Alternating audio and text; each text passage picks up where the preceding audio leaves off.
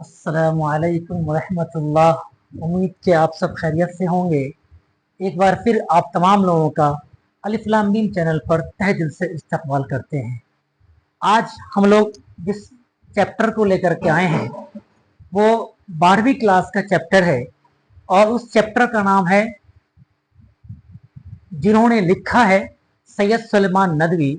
हम उन्हीं के दूसरे चैप्टर तीसरे चैप्टर का पार्ट नंबर 2 लेकर के आए हैं और उनका जो मजमून है, एक बाज पुराने लफ्जों की नई तहकीक। बाज पुराने लफ्जों की नई तहकीक, ये क्या है? ये मजमून है। क्या है? बाज पुराने लफ्जों की नई तहकीक। ये क्या है?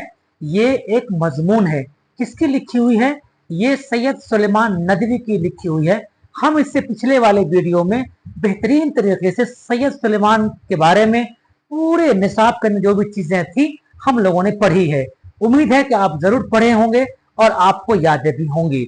मैंने एक आपसे सवाल किया था इससे पिछले वीडियो में कि 1884 ईस्वी में अगर सैयद सुलेमान नदवी की पैदाइश है तो 1885 ईस्वी में किसकी पैदाइश है? आपको उम्मीद है कि वो चीजें जरूर याद होगी। और इससे ठीक 2 चैप्टर पहले, यानी आपके निसाब का पहला चैप्टर है मिर्जा फरहतुल्लाह बेग, है ना? इनके बारे में आता है 1885 ईस्वी में इनकी पैदाइश हुई। ठीक 1 साल पहले की बात है, इसलिए इसको याद रखना बहुत जरूरी है। आज हम लोग जानते हैं कि सैयद सुलेमान नदवी की जो मजमून है, बाज पुराने लफ्जों की नई तहकीक, इसके बारे में जानते हैं कि सैयद सुलेमान नदवी ने इस मजमून के अंदर किस तरीके से ढांचे में डाला हुआ है। इस मजमून के अंदर सैयद सुलेमान नदवी ने बिल्कुल रोजमर्रा की जिंदगी को कंपैरिजन किया है एक दूसरे जबान से। जी, अरबी को फारसी से, फारसी को हिंदुस्तानी से, बिल्कुल एक जो नजदीकियां बनती हैं कि पहले ये फारसी लफ्ज था, उसके बाद हिंदुस्तान में कैसे इस्तेमाल हुआ, पहले ये अरबी लफ्ज था, अब वो हमारे हिंदुस्तान में, हमारे समाज में किस तरीके से इस्तेमाल होकर के उसका मीनिंग बदल गया, है ना? तो इसके अंदर ये चीजें असल वो दिखाने की पूरी कोशिश की है। और सबसे जो अहम बात है बाज पुराने लफ्जों की नई तहकीक के अंदर, कि वो कहते हैं इंसान तो खाना खाता है, इंसान तो खाना खाता है, लेकिन उस खाने में सबसे बेहतरीन खाना कौन सा है? तो उसके अंदर, इस निसाब के अंदर वो कहते हैं कि जितने इंसान, कोई भी इंसान है वो खाता है, तो खाने में सबसे बेहतर है नाश्ता का खाना।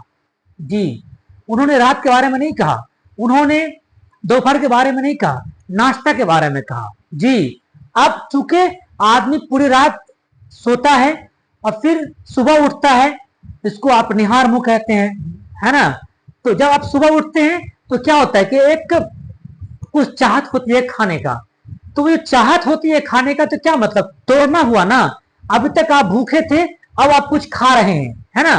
तो अब यह है कि आप उसको ब्रेक दे रहे हैं, तोड़ रहे हैं आप वहां पर। तो इसी चीज को दर्शाया गया है इस चैप्टर के अंदर, बाज पुराने लफ्जों की नई तहकीक के अंदर। उसके अंदर सबसे जो पहला वह लफ्ज है वो है फतूर। क्या है वो है फतूर। इस फतूर के बारे में, ये अरबी लफ्ज है। कौन सा लफ्ज है? ये अरबी लफ्ज है। कौन सा? फतूर। अब फतूर के मीनिंग क्या है? फतूर का मीनिंग है तोड़ने के आते हैं। क्या आते हैं? तोड़ने के। कहा ना, मैंने पहले ही कहा आपको कि क्योंकि आदमी 9 बजे रात में, 10 बजे रात में खा लेता है, फिर वो सो जाता है, फिर सुबह उठता है और मुंह धोने के बाद उससे कुछ खाने की चाहत होती है, तो वो क्या करता है? वो नाश्ता करने की पूरी कोशिश करता है। इसीलिए तो कहा गया है कि नाश्ता सबसे बेहतरीन गज़ा है, नाश्ता को बेहतरीन तरीके से खाना चाहिए। हाँ, खाना कम बेश हो जाए चलेगा, क्योंकि वो पूरे रात का जितने भी पार्ट्स होते हैं अंदर में, पेट के अंदर, वो उसको चाहिए, है ना? उसे जिस तरीके से आपको भूख लगी है, वो आपको भूख नहीं लगी है, अंदर के पार्ट को भूख लगी है, वो चाह रहा है कि हमें कुछ मिलना चाहिए। तो आप वो डिमांड करता है, आप पूरा कर देते हैं उसको, नहीं? तो फतूर का मीनिंग क्या हुआ? फतूर का मतलब तोड़ने के आते हैं। इसी से बना है अफ्तार। क्या बना है? इफ्तार। क्या बना है? इफ्तार। अब आप कहते हैं और इफ्तार से बना है इफ्तारी, इफ्तार से बना है इफ्तारी। अब आप इफ्तारी, आप जाते हैं, रमजान का महीना होता है, आप मार्केट जाते हैं, आप कहते हैं कि जाओ 100 रुपए लेकर के और 200 रुपए का, 100 रुपए का इफ्तारी लेकर के आओ। मतलब इफ्तारी करना है। इफ्तारी उस सामान का नाम है जिससे आप खोलेंगे रोजा। जी, इफ्तारी उस सामान का नाम है चुनिंदा जो आप ला करके आप अपने घरों में आगे रखते हैं, सजाते हैं और फिर उसको आप तोड़ते हैं। जी, यहां भी तोड़ना इस्तेलाह में आता है कि क्योंकि आप पूरे दिन भूखा रहते हैं तो वहां पर आप ब्रेक देते हैं, वहां पर तोड़ना चाहते हैं उसको आप, है ना। जी, तो क्या है, फतूर से बना इफ्तार और इफ्तार से बना इफ्तारी, यानी सामान, इफ्तारी का सामान जो होता है वो बना। चलिए, तोड़ने के आते हैं, ये मैंने लिख दिया हुआ है। इफ्तार का मतलब क्या, फतूर मतलब क्या होता है, फतूर का मतलब तोड़ने के आते हैं, अरबी लफ्ज है ये। एक आपका मेरे ख्याल से क्वेश्चन यहाँ पर बन गया कि फतूर के मानी क्या है, आपके किताब में, आपके निसाब में क्वेश्चन है। तो फतूर के मतलब तोड़ने के आते हैं, क्लियर। चलिए, दूसरा जो लफ्ज इन्होंने इस्तेमाल किया है उसी मैंने पहले ही कहा है कि वो रोजमर्रा की जिंदगी को कंपैरिजन किया है दूसरे भाषा से, दूसरे लैंग्वेज, दूसरे चीजों से कि देखते हैं। अब देखिए, दूसरा जो लफ्ज है वो है निहार, है ना। ये क्या है, ये फारसी लफ्ज है। निहार क्या है, ये फारसी लफ्ज है और फतूर क्या था, अरबी लफ्ज था। अब निहार क्या है, ये फारसी लफ्ज है। अच्छा, निहार को किस तरीके से बदल दिया गया, मीनिंग को वो देखिए। ये सैयद सलमान आदमी ने किस तरीके से ढांचे में ढाल करके बताया कि हमारे समाज में किस तरीके से बहुत सारी तब्दीलियां हुई हैं। जी हाँ, अब निहार से बना है नहार। अब नहार कहते किसको है, ना को अलग कीजिए, हार को अलग कीजिए। देखिए, उर्दू की दुनिया में ना को अलग करते हैं, ना के माने नफी के लिए है ना, ना का मतलब नफी के लिए, और हार का मतलब गिजा, बोलते हैं ना आहार। आप गैर मुस्लिम के पास जाएंगे तो वो आहार ज्यादा बोलता है, नहीं, अपनी गिजा को वो आहार बोलता है। चलिए, तो नहार को मैंने दो जगह अलग किया है। ना का मतलब नफी के लिए और हार का मतलब गिजा। ये ठीक वही चीज है, निहार भी यही चीज है, बिल्कुल बिल्कुल लगता हुआ चीज है, आगे पीछे का थोड़ा सा का फर्क है। चलिए, तो ना नफी के लिए इस्तेमाल हो गया और हार जो है वो गिजा, यानी वो गिजा जो नफा देने वाली हो, नहीं वो गिजा। अब ये ऐसा कौन सा गिजा जो नफा देगा सबसे ज्यादा, वो नाश्ता ही के टाइम में है कि नाश्ता के टाइम में अगर आप इस्तेमाल करते हो अच्छी गिजा तो आपके बॉडी को पूरे तरीके से वो इकट्ठा करता है एनर्जी को, और फिर आपको नया जोश, नए तरीके से आपको काम करने की कोशिश, वो हिम्मत देता है, एनर्जेटिक बन जाता है पूरा बॉडी। चलिए, अब इसी से बना है निहार, निहार से बना नहार, और फिर नहार से नहारी। आप नहारी खाए होंगे, क्या रात में मिलता है, बहुत कम, दोपहर में मिलता है, नहीं मिलता है। आप जब भी देखेंगे नहारी बनते हुए अपने घरों के अंदर तो वो सुबह में ही देखे होंगे, नाश्ते में ही देखे होंगे आप। जी हाँ, मोटी मोटी होती है, दो तीन तरह का आटा उसके अंदर डाला जाता है, नहीं तो वो आपको बना करके आपके सामने पेश किया जाता है, कब, नाश्ता के दरमियान में। तो निहार, ये सारी चीजें, मतलब ये दोनों चीजें नाश्ते के वक्त की बातें हो रही है। तो किस तरीके से, जैसे ही मतलब पहले ये फारसी लफ्ज था, फिर वो हिंदी लफ्ज बन गया, फिर हिंदुस्तान के अंदर कैसे बोले जाने लगी, फिर उसको लोगों ने नाश्ते में क्या इस्तेमाल करने लगा, है ना।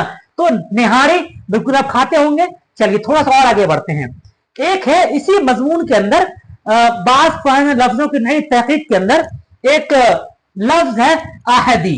क्या है, अलिफ के ऊपर जबर है लेकिन हा के ऊपर जबर नहीं है, आहदी, हा के ऊपर जबर नहीं है, आप देख भी रहे होंगे। लेकिन दूसरा जो है वो है आहदी, अलिफ के ऊपर भी जबर है और हा के ऊपर भी जबर है, देख रहे हैं आप वहां से। जी हाँ, अलिफ के ऊपर जबर तो है लेकिन हा के ऊपर जबर नहीं है। अब उसको हम अहदी नहीं कह सकते हैं, अहदी कह सकते हैं, क्योंकि हा के ऊपर जबर तो नहीं है, तो अहदी कहेंगे। तो अहदी का मतलब क्या होता है, सुस्त और काहिल।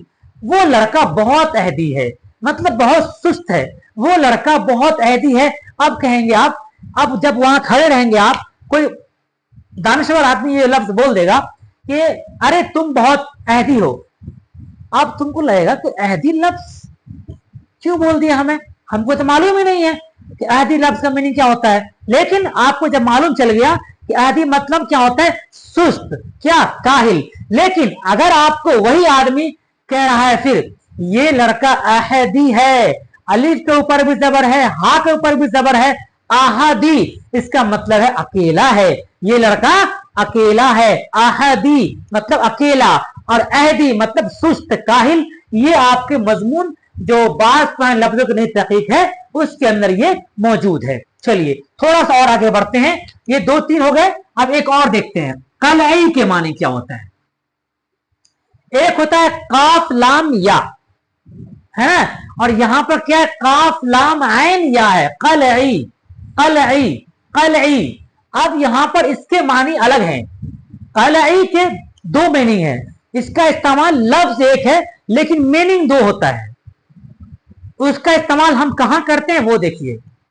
एक होता है कलई, कलई के मानी होता है सफेदी और सफाई के, ठीक है ना। कलई के मतलब सफेदी और सफाई के आते हैं, कलई के मतलब सफेदी और सफाई करने के आते हैं। अब इसका इस्तेमाल 2 जगह होता है, वो कहां होता है वो देखिए। एक होता है कलई फेरना, कलई फेरना, और एक होता है कलई छुपाना।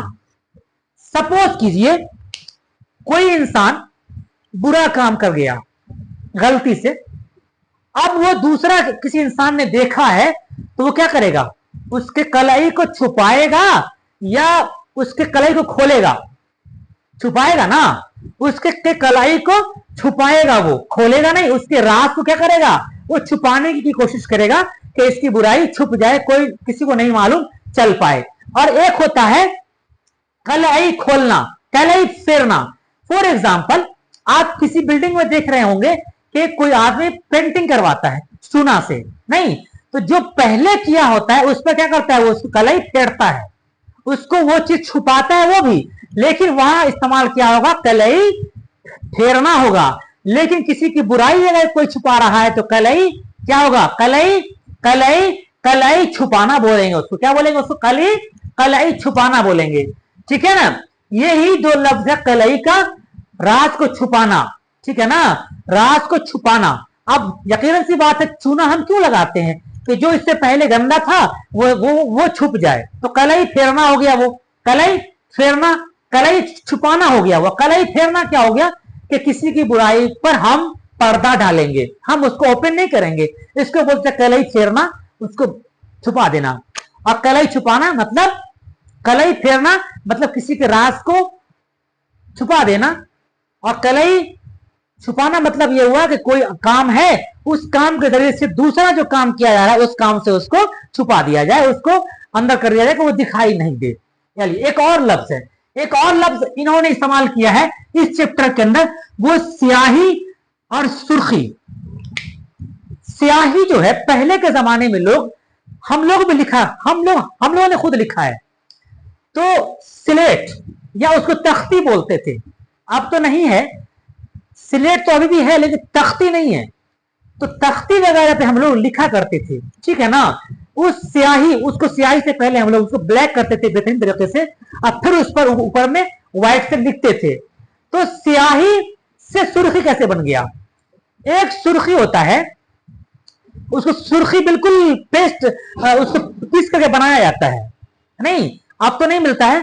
तो अब जब वो चीजें बंद हो गई सुर्खी, तो क्या हुआ, सुर्खी वो इस्तेमाल जगह कहां ले लिया, हेडिंग में।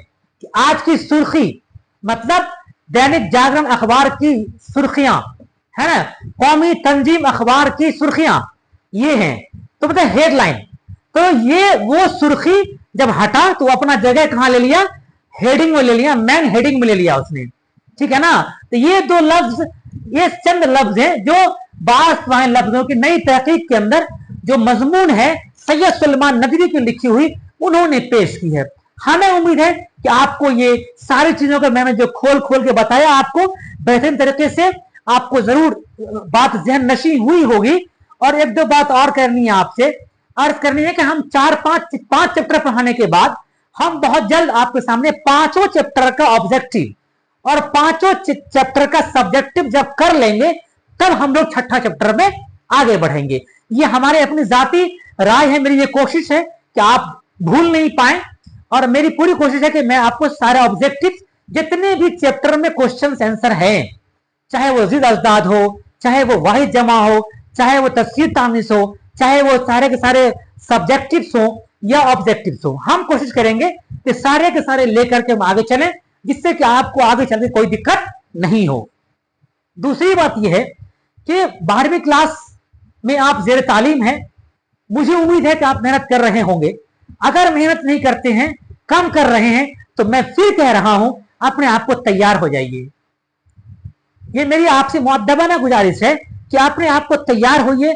अब आप छोटे बच्चे नहीं हैं कि कोई आदमी आपसे कहेगा कि आप पढ़िए, नहीं, आप बड़े हैं। अब आपको खुद टाइम निकालना है, टाइम का सेटिंग करना है कि हमको कितना देर में क्या चीज पढ़नी है।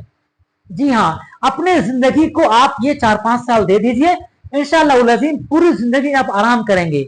नहीं, अगर ये 4-5 साल आपके चले गए बुरे दोस्तों के साथ, टाइम वेस्ट कर दिया आपने, अगर जो सखी सहेली जो आपकी गलत है वो नहीं पढ़ती है, उनसे आपकी दोस्ती हो रखी है, आप भी नहीं पढ़ पा रही हैं, आप भी नहीं पढ़ पा रहे हो, इस हालत में एक दिन आएगा कि आप सिवाय रोने, आंख से रोने के, खून के आंसू के अलावा कुछ नहीं मिलने वाला है।